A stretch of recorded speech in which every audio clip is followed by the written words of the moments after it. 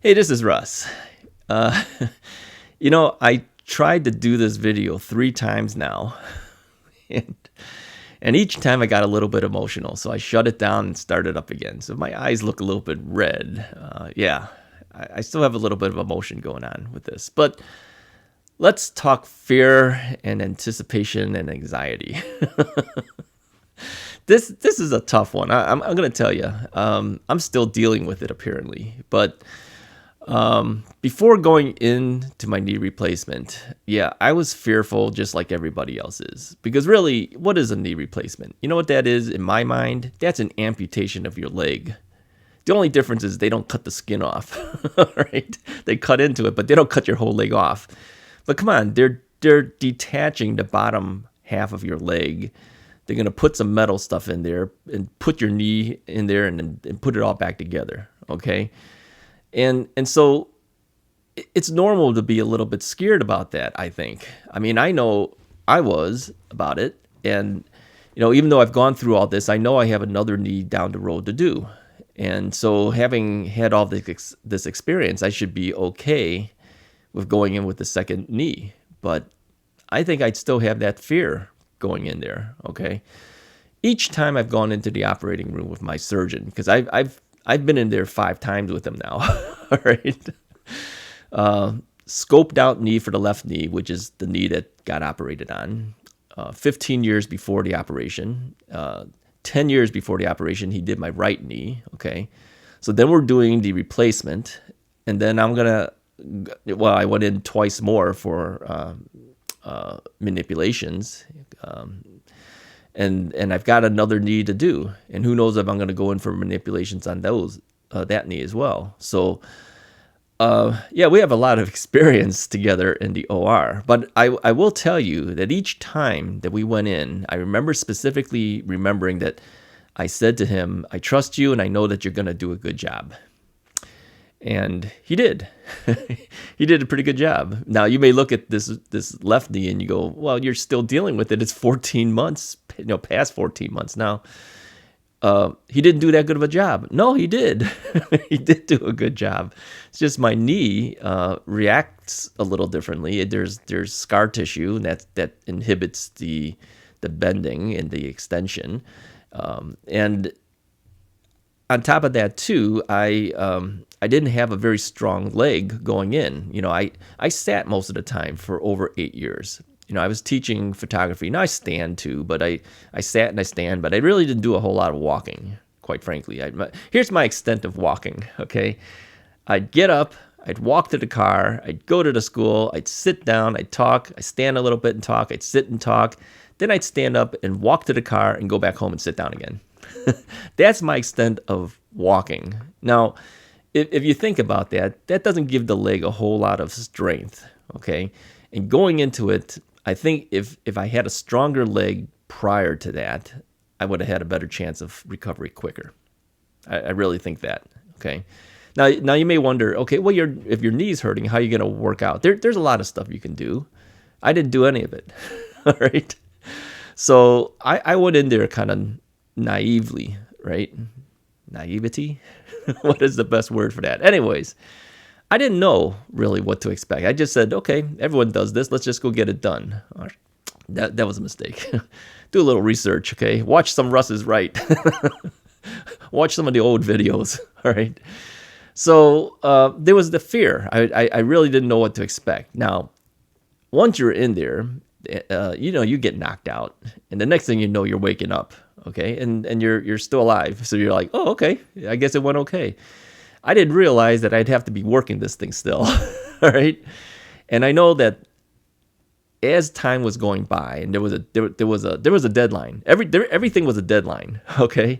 Once I got out of there, they says, okay, you better start walking now, all right? I mean, literally, a couple hours after the operation, you're up and walking. That they make you walk, all right?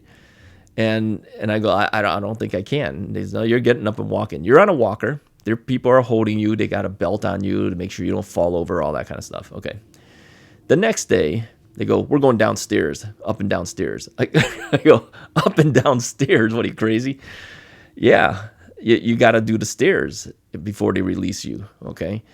So there's the fear. And I kept thinking, what if I need the washroom? Okay, now they put a catheter in you and everything. But what if I need to do number two? What if, I mean, there's a lot of stuff. You like, what happens if, right? So there's that fear of what's going to happen. Okay, I think it's normal. And I do know, because I started and stopped this video 3 times, getting a little emotional about the whole thing, thinking back on it. And I said, I still have some fear. I still have some fear of the unknown. I don't really know where my knee is really going to go. I mean, will I be back to normal? I kind of feel the answer is no.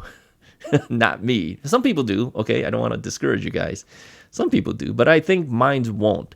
I think the extension is pretty much stuck. That's how I really feel. Okay. Now, the guys at Jazz Joint Active Systems, they keep telling me, it takes time, and I trust that they're correct. Okay. Now, I don't know if I've actually improved or not. I know I was around 10 degrees when I stopped physical therapy, and my measurement shows 10 degrees. It feels like 8, though. I feel like I have had slight improvement, okay? But I can't really measure well myself. But they feel that you might actually get a little bit more than that, okay? I'm kind of hoping for 5 degrees. But that basically means, no, you're not going to hit 0. I really don't think I'm going to. And I think realistically, I think they might think the same thing too. But maybe I can get a little bit better. So I keep working it. So I put in time. I mean, if I did the sessions the way they told me to, because I have an extension and a flexion device to work with, it's 3 times a day for each of those things, 30-minute sessions each. So if I did it exactly as prescribed, I've got 3 hours to be on those knee brace things. Okay. Luckily, I don't need to be that long anymore. So I think I spend on average maybe 20 to 22, 23 minutes per session. I usually do all 3 sessions with the extension. But the flexion, I'm at least 120 now. So I back off a little bit. I probably do 15, 20-minute sessions, and I may only do 2. Sometimes I do 3. If I have the time and it's not too late in the day, I'll do a 3rd session. But I'm still dealing with it. So there's always that fear. Will you really get 100% better, or will you at least get better that you can start walking decently? I will say I am walking better, but I still walk pretty poorly overall. Now, you saw me in the videos before. You saw me walking. Well, that's a short term of walking, all right? So I don't look too bad. You saw me going up and down stairs. That's a short time of doing that. What if I had to do more stairs? What if I had to walk more? I wouldn't look too good, all right? So don't think that because you saw me walking and you saw me going up and down stairs, I'm doing well, because I'm really not doing that well. Anyone can do that when you're a certain point for a short amount of time. Do that longer, it ain't going to look too good, all right? Plus, my hips hurt, okay? Now, the doctor did x-ray them, and he said that, there's nothing wrong with your hips. It hurts probably because I'm walking funny. That's what we all think. And that's what I'm hoping is the true reason, okay? But there's that fear. What if I got to do a hip replacement down the road? I don't know. Doctor doesn't think so, but what if, right? There's always that fear, okay? So here's what I'm going to tell you. The fear is real. I don't think you should feel bad that you have it, because I still have that fear. Don't feel bad that you have some emotion about it, because I couldn't even do this video. I stopped it 3 times because of the emotion of it all. So I think it's normal to go through that stuff, okay? Seek some help. Seek some guidance. Seek some advice from people, okay? Find out more before you go in. All right, so that you know exactly what to expect. All right, I'm glad you guys watched my channel too, by the way, because I think that has helped some people, and I'm really glad to hear that. All right, and I kind of thought, would once my knee was good, would I stop doing these knee replacements? But I think I don't really want to. I think I want to talk more about it. I'm just fearful if I can give good quality content once my knee is good. All right. Okay, my knee's never going to be 100% perfect. Okay, so technically I can still do it, but I want good content. I want stuff that's realistic. But I also know that there's a lot of new people searching out too. So you might not have watched the last 60-something videos, and so maybe this is your first. Okay, So there's those people to encourage, all right, and to talk about. So there's going to be repetitive things over time. I know that too, but I'm still dealing with certain things as well. One of it is fear, all right, and anxiety and nervousness about, what's the future going to hold. I got another knee. I got to do another one down the road. I'm putting it off at this point, but I know eventually it's going to have to happen. So even if you go through it, you've got that fear again. All right. I think that's kind of normal. Anyways, let me know what you think about this whole topic. Did you have the fear when you started out? Do you still have some fear of the unknown of what's happening now? Some anxiety before going in? How are you feeling about all this stuff? Make a comment below.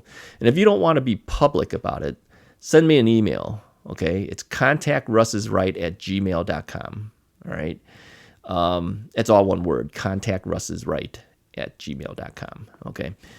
And if you just want, to vent out or have a question or something like that, you're always welcome to send me something there. Don't send me spam.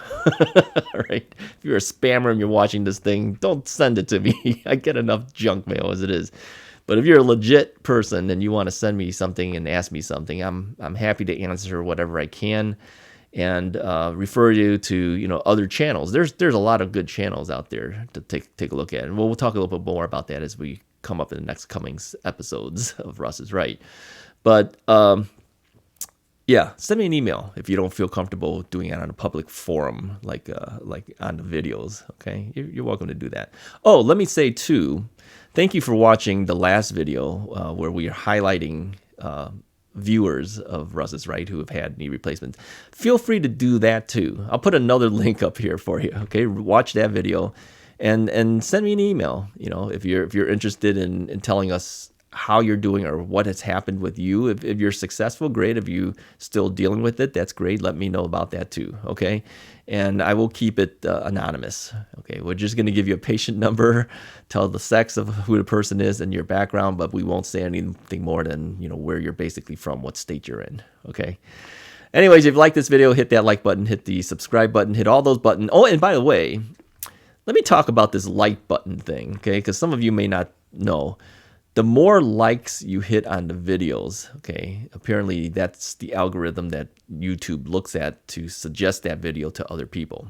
So even if you comment, even if you subscribe, if you don't hit the like button on these videos, nobody else gets to find it, okay? So the more people that hit the like button, that's actually helpful for other people. All right, I'll talk to you guys next time.